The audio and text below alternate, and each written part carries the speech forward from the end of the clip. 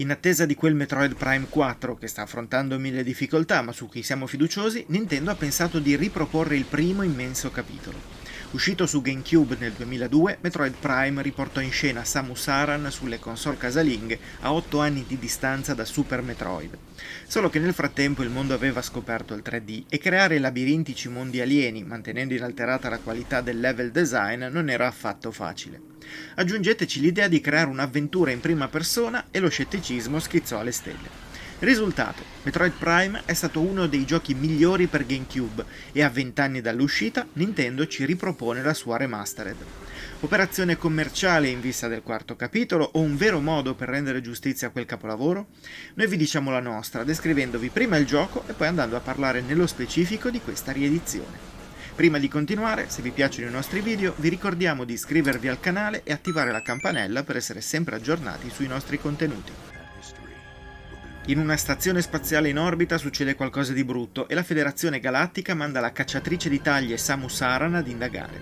Quello che troverà la porterà sul pianeta Talon IV, luogo in cui dovrà esplorare e combattere per evitare che alcune minacce del passato tornino a bussare alla sua porta.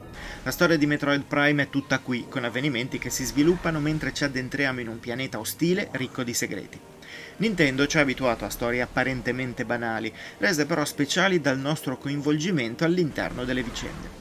Anche stavolta accade la magia, e se dai cliché non si scappa, la tuta che viene depotenziata dopo pochi minuti, è anche vero che la soddisfazione mentre si scopre il pianeta è immensa.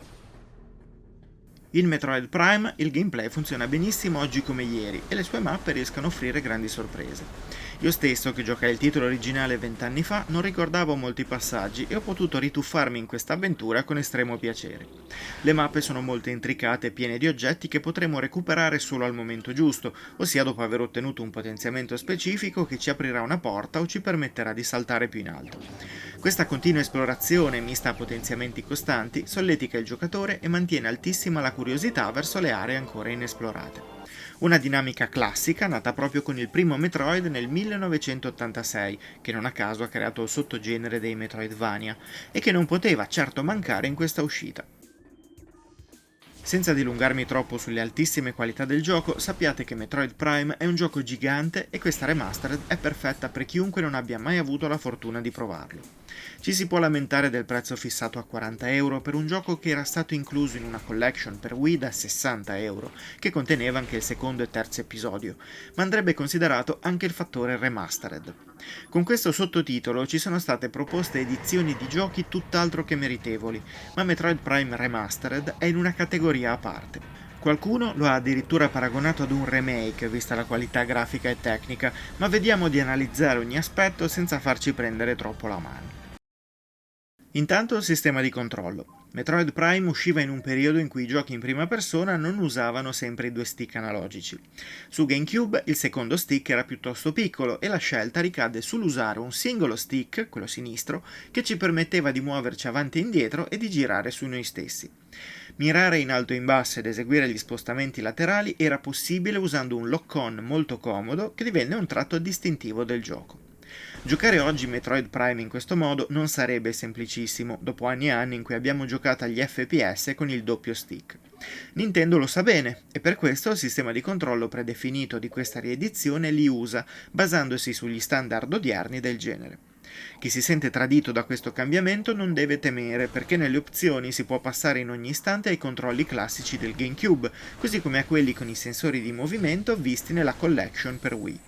Potrete invertire gli assi X e Y della visuale, così come attivare vari filtri per il daltonismo. L'accessibilità è quindi maggiorata e non mancano nemmeno alcune opzioni nella narrazione che rendevano differenti le versioni giapponese, americana ed europea. Il gioco è rimasto lo stesso, niente aree segrete o aggiunte di chissà quale tipo, ma il comparto tecnico beneficia della maggiore potenza di Switch e ci mostra per la prima volta questo capitolo a 60 frame per secondo. Inoltre la qualità delle texture è stata aumentata per offrirci un gioco che gira senza problemi sugli schermi Full HD. Anche chi preferisce giocare in portabilità non avrà problemi, visto che il titolo mantiene tutte le sue caratteristiche e si dimostra godibilissimo in ogni frangente. I ricordi potrebbero farvi pensare che in realtà Metroid Prime non è cambiato così tanto, ma vi basterà dare un'occhiata ad alcuni video comparativi per accorgervi delle evidenti differenze. Tornano più belli di prima i riflessi sul visore, sono stati aumentati i giochi di luce e la cura dei nemici. Diventa evidente che l'esplorazione di Talon IV si è rinnovata e permette anche ai giocatori odierni di provare uno di quei rarissimi titoli per cui 20 anni non sembrano affatto passati. Magari avrei inserito un modo per aggiungere segnalini sulla mappa, così da ricordarsi un oggetto scovato ma non ottenuto, ma si tratta di piccole cose che spariscono dietro la gigantografia di questa produzione. Anche la parte audio è stata aggiornata, pur mantenendo la stessa storica colonna sonora, ancora oggi validissima e di cui ricordavo ancora alcuni pezzi nonostante il tempo passato. Non c'è alcun dialogo recitato in Metroid Prime, ma i testi delle varie scansioni che effettuerete sono tutti in italiano. Metroid Prime è stato un gioco amatissimo, per certi versi rivoluzionario, poiché riuscì a declinare le intricate mappe 2D della serie in un mondo tridimensionale che non aveva nulla da invidiare al passato. Il level design incredibile, l'immedesimazione data dalla telecamera in prima persona sono ancora oggi solidi come una roccia.